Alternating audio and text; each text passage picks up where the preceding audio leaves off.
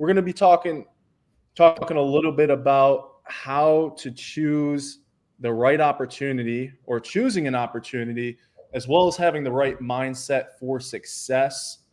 So my man Alec Aponte is here with me once again. The Alec Aponte and Ryan Loede show every single Monday, weekly at 12 noon Eastern Standard Time. So what is this all about? Choosing an opportunity and having the right mindset. What is this about, Alec? Yeah, what's going on, everybody? We're gonna be going over choosing an opportunity and having the right mindset for success. This is extremely important for new agents. So, I mean, the goal of this topic for me, Ryan, is just to define expectations and help everyone understand that, just because and a certain opportunity might be good for Joe, but might not be good for a Luke, so to say. So what I'm going to kind of dive into is the expectations on each side of the coin, because some people think, oh, I gotta own my book, I gotta buy the leads, I gotta own it. When reality is that person is better cut out not to do that. They're better off with more hand holding. So you really gotta know yourself, okay, and what work you're really to put in and how much you're really willing to invest. I see some people in the industry get involved and they can see how much you can make fully independent, but as soon as you tell them the cost, they retract. All of a sudden it doesn't make sense. How could you charge this much for leads, whatever it is? So that person, for example, they'd just be better off understanding the right opportunity is probably not independent broker. They're much more suited and can make a very good income, maybe as more of like an LOA model, which LOA is not, it's not a bad word, Ryan. I think that's also like a thing in the industry. If you're LOA, it's a bad thing. It's not at all. I think I should have been an LOA agent for my first 2 years. I would have actually made money. Yeah. Yeah, I mean, it's a big thing. I mean, something that we've been implementing within at my organization here at LC Finance Group is really making sure individuals know the difference between, being the W-2 model versus a 1099, and what's going to be required. What are the responsibilities for being 1099 versus like what are the responsibilities for being W-2? I created like a whole course on this of like W-2 versus 1099, the pros and the cons of W-2, the pros and the cons of 1099. So people really get a full understanding, because us as agency owners and us as business owners, we want individuals to really fully understand what they're actually getting into so they can have the right expectations. So when things might not be going right, they can't just point the finger at us like, hey, like you choose this opportunity.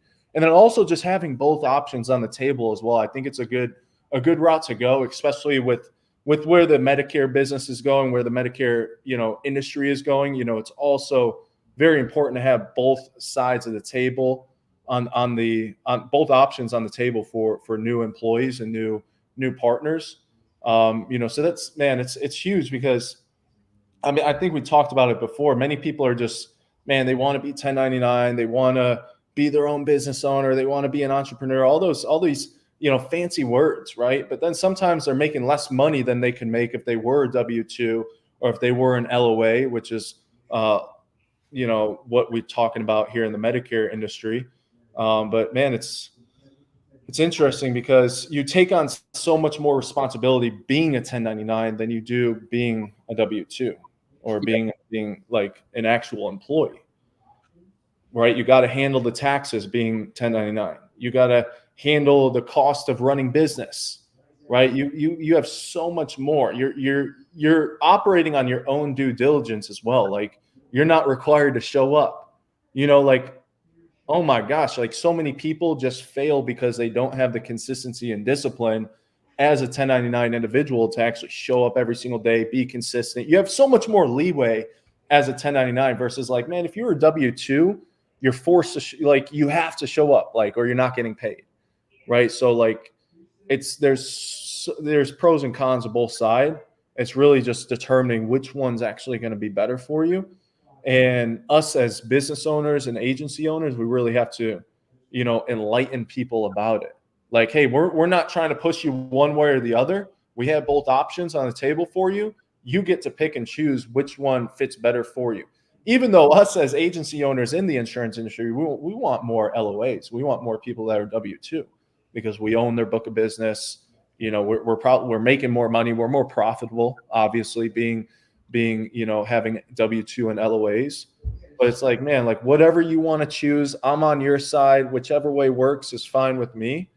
And just putting it on the table for them. And, you know, as someone like let's look at the viewpoint of someone is looking to join the insurance industry. Maybe they're looking to join Paramount Insurance Brokers or LC Financial Group, like a new person that's coming into the insurance industry. Maybe they're licensed or unlicensed, whatever it might be. Like, I think that's really what we really need to dive into is like, how does a new individual joining the insurance industry or an individual that's already in the insurance industry that might not be succeeding, like what type of viewpoint do they have to have when they're choosing the right opportunity, right? View it in the realm of like being in their shoes. Yep. So it falls a lot on the agency owner starting out. Me personally, full responsibility, I did a bad job of defining expectations. So you need to understand, basically lay out, this is the income potential as an independent broker, but these are all the tasks that are required, whether it's investing in your business, whether it's, just being in the know. Like me personally, I had people trying to be independent brokers. They don't even know about the CMS guidelines, regulations. Like if you don't know this stuff, you're not in the game. If you're not in the game, you're going to get crushed. You don't even know what's going on in the industry. So it's like, it's a conversation where like, hey, you're obviously not plugged in that focus. Let us handle this. And you just focus on selling. So this goes back to Ryan, just going to your platform, you offer both. So you're basically educating, okay, defining expectations. And then as a person who's new in the industry, you kind of got to let the ego go. You got to say, what am I actually going to be successful at? Independent brokers is, super sexy when you look at the income and all that stuff. But as sexy as that looks, I can show you all the people who failed. I can show you all the people who break even, which is most people, which is probably over 80% of independent brokers. So am I better off jumping into that, or should I make a substantial income as a licensed, LOA agent, learn the business? Because just because you're LOA one time doesn't mean you have to be LOA forever. I personally wish I was an LOA agent longer and I got because all you have to do is focus on sales and making money. There's no overhead. You don't have to jump ship so soon, So, but that's on us to define expectations, and it's up to the platform, and it's up to the individual agent to actually make informed decision without implementing ego. Because independent broker, like I said, it looks sexy, but as soon as I ask people to invest $125, $250 a week into their business so they could get clients, you don't want to do that. Well, then we need to have another conversation, because it's $250 a week. You know what I'm saying? Yep. And I like that point that you bring up about you could either learn off of your dime, or you can learn off of the agency's dime or the business owner's dime. Like you can learn the skill set of how to be an efficient Medicare agent or insurance agent off of your own dime by, spending your own money on leads, the CRM, all that stuff. Or you could, learn the skill set from an agency owner's dime. Like they're providing you leads, they're providing you the CRM. So it's like me coming into it like a brand new agent that's never been in the industry, even like looking at myself, like how you kind of put that in a perspective, like looking at myself 8 years ago, had no sales experience, never been in insurance. Dude, I was super like introverted. Like I don't even like talking to people. I'm like, man, like looking at myself, like I should have been, as you said as well, I should have definitely been LOA. I should have been W-2, because I lost so much money in the first 6 months of being in the business. However, it's a tough topic there. Like, man, and you said like, man, you don't always have to be W-2 or LOA. Like you can always switch to being 1099, right? So man, just like if you're brand new, or maybe you're like already in the insurance industry and not getting results, like go W-2, go LOA, and really be personally mentored. Because here's the thing, like us as agency owners and us as business owners, I hate to say it, but we're going to invest so much more time and energy and effort into a W-2 or an LOA than we are in a 1099, right? And it's kind of like bad to put it that way in a sense, because man, I pour a lot of effort, energy, and commitment into all my 1099 agents. Like all we have right now is 1099 individuals here at LC Finance Group, but still, like if you're W-2 and LOA and I'm paying you a weekly salary, I'm paying for all the leads, like I need to force execution. I need to make sure that you're winning, right? So you got, like, as a individual that's joining the insurance industry, or maybe that's been in the insurance industry, you got to view it from that perspective. Like, wow, like if I'm W-2 or LOA, obviously you got to make sure you partner with the right organization, you have the right upline, et cetera, et cetera. But if you're W-2 and LOA, like that person is going to pour into you so much more than if you're 1099, because 1099, you're your own business owner. You're left alone. Like, here's a platform, plug and play, and go run with it type of deal. Yeah. Right? I mean, yes, from an agency owner perspective, I mean, it's just, look, independent broker, you know, you're basically, you're jumping off the ship. So it's like, go swim by yourself, because like, I'm going to pour into you definitely to a degree. It's not like you get ignored. But if the financial incentive is not there to hold your hand, it's just not. I can make someone like me, I'll make more money over the phones helping clients. Like, I want you to succeed, but I'm only going to help you to a degree, versus like you were saying, Ryan, if our name's on the business, that's a way different conversation. You know, it's a way different conversation. And I mean, how key is that? If you have, like, walk into an agency, you have someone like Ryan, years of experience, made thousands of sales. Now that person's pouring into you. Now that person's giving you all their knowledge, you know, because they're very vested in your success. And honestly, if you're getting involved in the industry, I don't know what would be, if you're new to sales in general, or even the industry, I don't know why someone would do the other. That seems like the wise decision. There's so many things. I was even at a captive agency. There's so many things that I took there. I didn't know anything. I knew nothing. I just listened. I didn't even know I was captive. I didn't know anything. But what I learned from there, I was able to implement later on in my career. So I guess I did I wish I stayed there a little bit longer as well. I wish I did. I don't regret it, but hindsight being 2020, I could have got my money up a little bit, had a little smoother sailing into the independent space. So no, that's a great point you bring up. And I think it really goes back to that, at the end of the day, some people, Ryan, they can be left alone. They'll go independent. They'll figure it out. Like, some people are like that. I'd say most people are not. Yep. Most people need that hand holding. No matter how capable they are, no matter how well they did at previous jobs, no matter what the resume says, they're going to need some type of hand holding, especially if they've never been in the industry. Like, dude, you're either gonna have to have crystal clear platform that they can plug into, like a interactive training university that's completely built out. You know, all the system is completely just laid out for them to just move along sufficiently. But how often do we even see that in the industry? There's not many opportunities out there like that if you're a 1099 individual. However, there are opportunities out there like that if you're W-2 or LOA, because the business owner, and we're speaking specifically in this realm to like actual agents that are joining the insurance industry or maybe looking for a new opportunity, like the business owner and the agency owner, like they're so much more incentivized to make sure that you're succeeding and winning if you are W-2 and LOA. Not only it's going to help them, but it's also going to help you as well, because you're getting poured into to such a higher degree than if you were 1099, right? So something that I've really liked over the past couple of years that I've been growing LC Financial is that, like, we slightly have like a hybrid model with like 1099 individuals, those 1099 individuals, like to a degree, we don't hold their hand, but to a degree we do hold their hand. And we try to make sure, like, especially if I'm bringing people on, like, man, I want to make sure they succeed.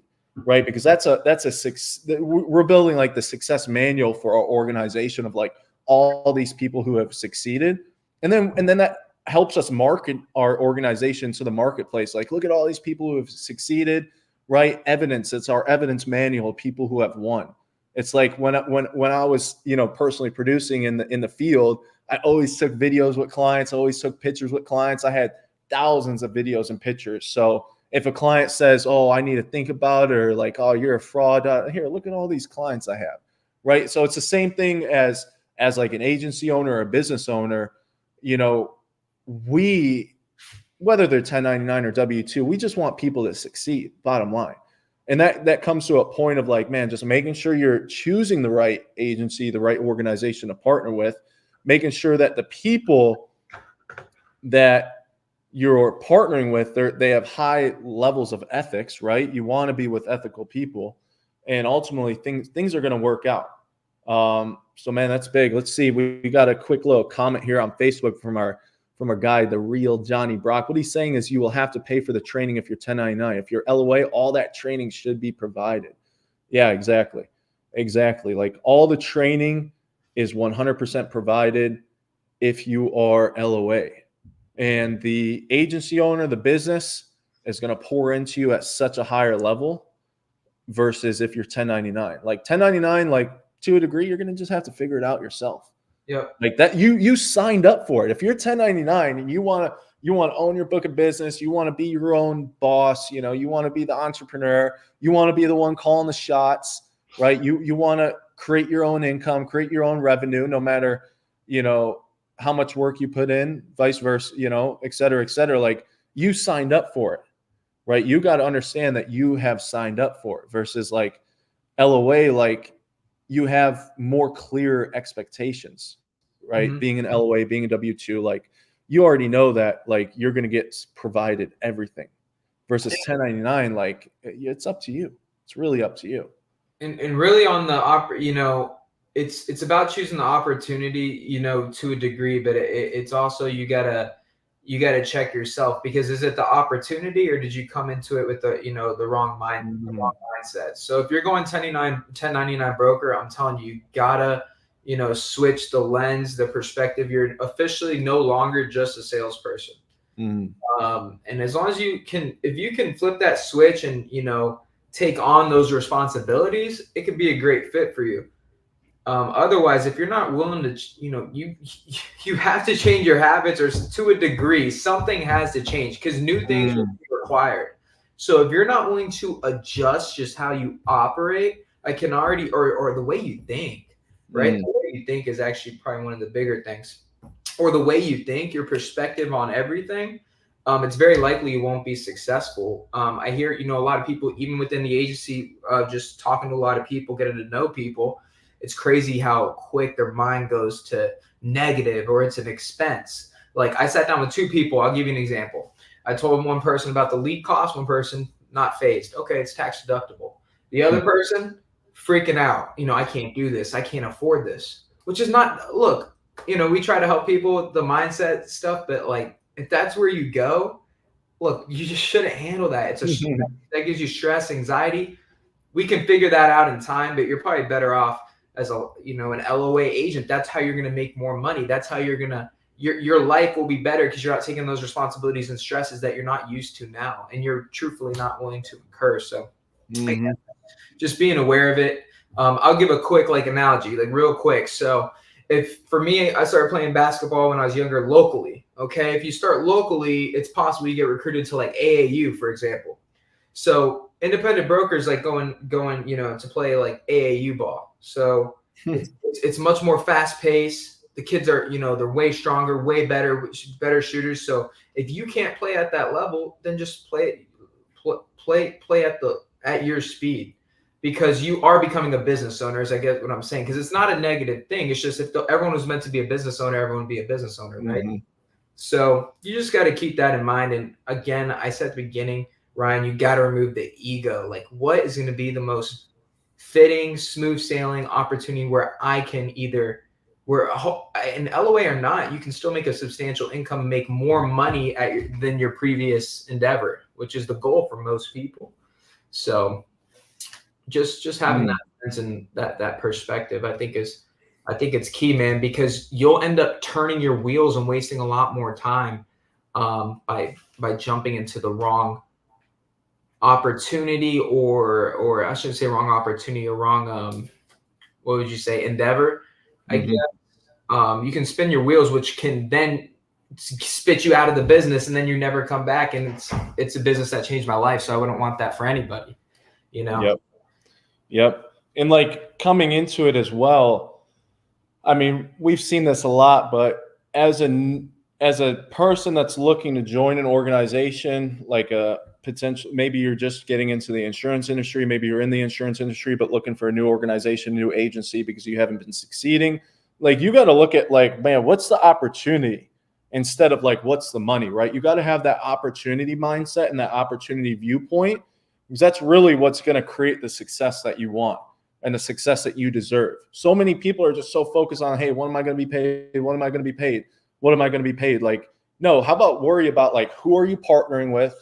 What's the platform that you're plugging into? What resources are provided to you? What are the systems that that organization and agency has in place? Like value, right? Like value, right? Like you have agents that are, man, some agents are just going to they're just going to a Dollar General. They're like, man, I want the best price, right? Versus some people are going to, like, let's just say TJ Maxx for general, it's a step above that Dollar General, and they're because they want value, right? So as agency owners and business owners, like we have to look for like, man, who are we actually dealing with? Are they a value person, or are they just in it for the money? Because people that are in it for the money, man, they're not going to last for that long-term 5, 10, 15-year stunt. They're going to be like quick. They're going to be those people who really churn through. They're going to be the people that get turned over and don't really fit the culture because they're just focused on the money. But man, looking for people that are focused on the value, those are the people that really stick and stay. And how can you really, as someone that's joining an agency or organization, how could you really get paid more? It's by being someone of value. Like the more value you bring to the business owner or the agency owner, the more that they're going to pour into you, the more. So if you are 1099, maybe you did choose that 1099 path. That's fine. How do you get more attention from the business owner, the agency owner, your upline? How do you get more attention from them? It's by bringing them more value. Because as we noted earlier, like if you're 1099, you're not going to get poured into as much as you would if you were W-2. But how can you reverse that and flip the switch and be like, how do I get as much attention as I possibly could be if I'm 1099? It's by providing more value. Obviously, if you get results, you're going to get poured into a little bit more, right? But like, man, how can you bring value to that agency owner or business owner so that they want to pour into you more? Unfortunately, it's like that, right? Like us as business owners and agency owners, like we're going to pour into people that provide us value. Like it has to be of an equal exchange, right? We can't just be giving when there's agents that are just taking. They're just looking, oh, what can I take? What can I take? Like, what are you giving back in exchange, right? That's what I'm always looking at as a business owner and as an agency owner is like, man, is this equal exchange? Like this new individual that's joining my organization or agency, like, I know I'm going to over deliver. I know I'm going to give as much as I possibly can because I want people to succeed at a high level. However, like, what is this person like? What is their level of exchange in this transaction? Obviously, it's not a transaction, but in this business agreement or this business arrangement, like, what's their level of exchange? So, if you're a business owner or agency owner watching this, and you feel like you're giving so much to people, and they're just taking, like, you got to really have that viewpoint of like, man, like this exchange is totally off, right? There should always be an equal or an exchange of abundance with everything that you're doing. Mm-hmm. Very big. Man. If someone's listening to this, run that back, say it louder for the people in the back. Man, there's so many points I want to hit on. What I'll go off of here that's important to note. For me, if you want to be an independent broker, Paramount Insurance Brokers, not sure what's going on with my screen. That's pretty cool there. We got fireworks going on. So if you're an independent broker, it's one of two things for me. Either I'm going to give you contracts and you're pretty much going to go do your thing. I'm not going to hear from you much. You're just a lone soldier. Or it's a partnership. It has to be a symbiotic thing. It has to be, I got the broker contracts, let's build a business together. Because what I've seen a lot, and I mean, I'm telling you guys, everything Loede just said, just replay it, because it seems so simple. I have several people that came into our organization. No one adopted that mindset. No one had the perspective that we started 6 months ago, and no one had the perspective of where they can add value in the organization, as if we have it all figured out. If someone had flipped the mindset and said, where's the value? They can sit higher up in the company. We'd move faster. They'd have more of the things they want. So again, if you don't have that, if that mindset is not innate to you, either it's either books, or it's just, if you're not willing to read the books or learn, like that is, it seems like common sense, but that is a learned. You're either making withdrawals or deposits in all areas. That's even when you talk to clients. You're either giving to the client or you're taking from the client. It's same thing with, if you go talk to Ryan Loede and Alec Aponte, any kind of agency owner, business owner, you're either giving to that person or you're taking. And if Lode's giving you, 100%, and you think he's going to meet you there, and you're giving 50, and you think, you guys are going to meet. I mean, that doesn't make any sense at all. So, and people expect that they'll give 10 and 20. And then when you don't, meet them there, it's a problem. So there's two sides to every perspective, right? So, which is, that hit on a personal level, it's super big, man. If a lot of people can change that, man, that perspective and where's the value, and that's just thinking bigger too, because you can think about the little money you can make this year, this month, or you can think about the vision, the growth. That's just a bigger thing. So, man, people just got to challenge their perspective, challenge their thoughts, because, I mean, we can all think bigger. I think a lot of people, note I'll hit on, I think a lot of people are worried about the 50, 60, 80 grand. It's like, if you worried about, the $250, $500 million income, I feel like a lot more things would be figured out for you. And that's not going to come without, I was talking to someone recently, you're not going to choose someone, we're having a broker LOA conversation. And I just had to say, well, look, like, would you agree to attain a higher income? You'd probably need to take on, new risks, new costs. Otherwise, your income's going to plateau. So, but that could be a conversation. Maybe you start LOA in the business and then you want to start investing yourself. I personally think like that is the route I recommend for anyone. Otherwise, you're in for figuring a lot of stuff out yourself. And that's not even like pitch, go LOA. I'm telling you, some people are built for the broker model. I would tread cautiously and just make an informed decision. But man, I'm not even gonna say too much more, man. I think what you said at the end there is super key. I think everyone needs to listen to that back. That's super key, brother. Yep. And, just to bring up what you mentioned as well, is like, when there's the point of like a strategic partnership or a strategic relationship, right? That's what me as a business owner, and I'm sure a lot of business owners that might be watching this and tuning in, like that's what they're always looking for as well. They're looking for strategic partnerships and relationships that are going to be 5-year, 10-year, 15-year relationships. Like you said, looking at the vision, looking at like, where could this really go? Is it a long-term play? Because most business owners that are like really like serial entrepreneurs, they're not just focused on that first move. And it's funny because I'm reading, Your Next 5 Moves by Patrick Bet-David right now. And, I've always been like that. Like, I'm always like, man, is this something that can be here like 5 years from now, 10 years from now, 20 years from now? Is this a long-term play or is this a short-term play? Like I'm always looking for that long-term play, that long-term relationship. And I want to make sure that I'm dealing with individuals, and you should want to make sure as well, whoever's watching this, that you're dealing with individuals that have a long-term viewpoint. They're not just in it for that short-term, get rich quick scheme or like get that instant gratification, right? You want people that are in it for the long term. It's more of a, as you said, Alec, more of a strategic partnership in a strategic relationship? Like, where could this go if we're equally, like stemming back on what I said, equally on the same level of exchange, if not greater level of exchange with each other? Where could this actually go? What could this grow into?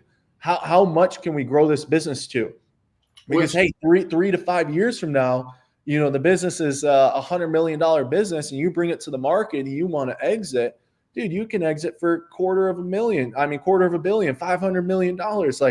Like, come on, like if that doesn't get you excited. So it's like, as a business owner, you really have to, and as a visionary, right? We're both visionaries of our organization, right? We're both the owners. Like, we have to have the vision. We also have to help people have a vision as well, because some people can't really think that far out, right? So that's how you really start to cultivate people and start to tap into people at a deeper level that they've never been tapped into before, right? Some of these people were just given an opportunity and they're like, hey, go run it yourself. Exactly how it was for me 8 years ago.